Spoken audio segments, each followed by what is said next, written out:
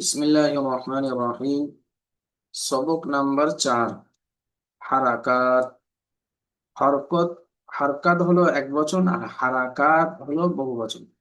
হারকাত হলো এক বচন আর হারাকাত হলো বহু বচন। দেখুন, এই যে চিহ্নগুলো দেখতে পাচ্ছেন এখানে, এটা হলো জাবার।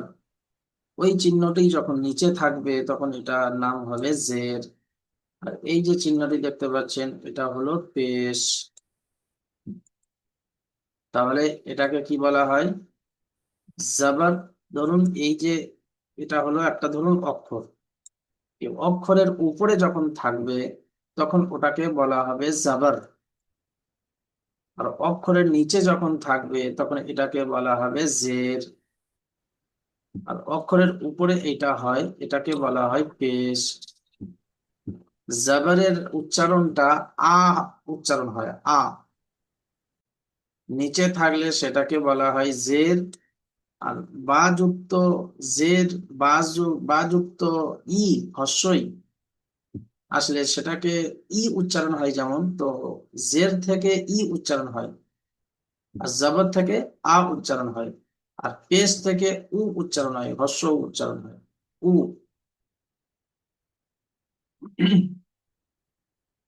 তাহলে জবরের উচ্চারণ কি হয়? আ। জেরের উচ্চারণ হয় ই। আর পেশের উচ্চারণ হয় উ। তাহলে এই জবর জের পেশকে একসঙ্গে এই তিনটেকে বলা হয় হারাকাত।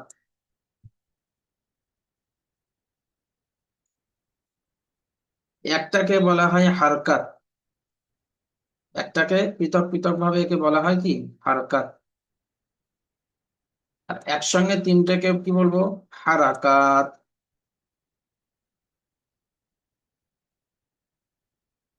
তাহলে এই চিহ্নগুলোকে আমরা ভালো করে দেখি, যে কে বলা হয় হারাকাত। চলুন এবার নিচে পড়া আসি। দেখুন এখানে প্রত্যেকটা অক্ষরের উপরে তিনটে করে হারাকাত দেওয়া আছে। জবর দেওয়া আছে, জের দেওয়া আছে, আর পেশও দেওয়া আছে। তো সর্বপ্রথম আমাদের এক একটা অক্ষর যে আমরা পড়বো, সর্বপ্রথম প্রত্যেকটা জবর পড়বো,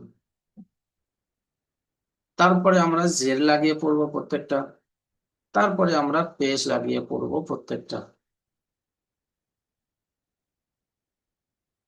তো দেখুন আমরা এটাকে, এই অক্ষরটাকে কি পড়েছি? আলিফ।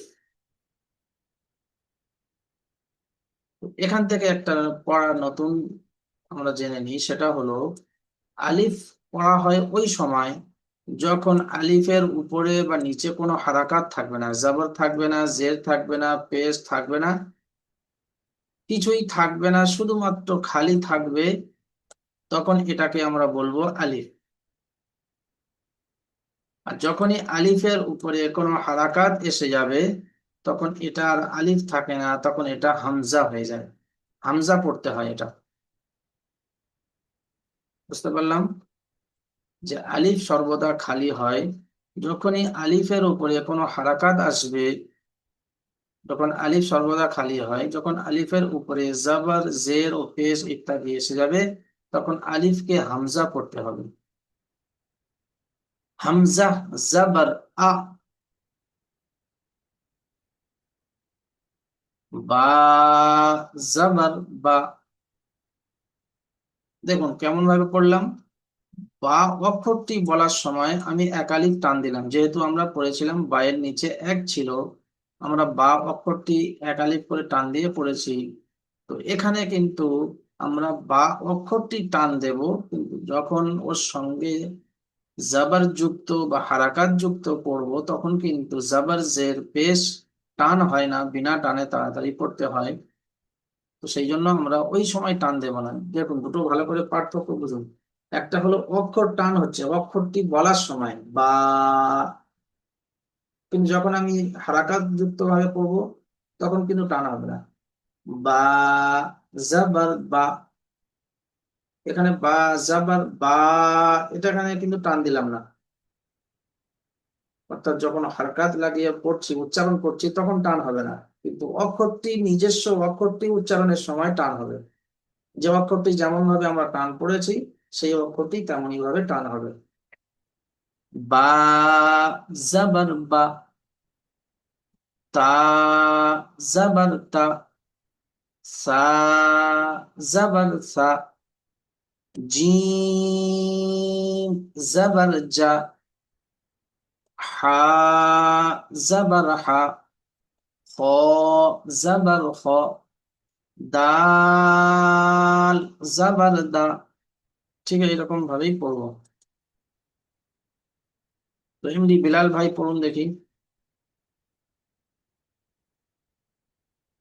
হুজুর, আমি 2-3 মিনিট হলো জয়েন করেছি, তো প্রথম থেকে আশা করি পারবো না। আপনি কামারুল বা লস্কর ভাই জাবার পড়ুন পড়ুন। দেখি। কামারুল লস্কর ভাই পড়ুন দেখি। হুম। হামজা জবর আহ। হামজা, এরকম টান হবে না। হামজা, জাবার আ। হামজা জবর আ। বা জবর বা। তা জবর তা। সা জবর সা। জিম জবর জা। হা জবর হা। খ জবর খা। দাল জবর দা। জাল জবর জা। র রা জবর রা রা। নয় র। র জবর রা। রা নয় র। র, জাবার র। র জবর র। জা জবর জা। সিন জবর সা।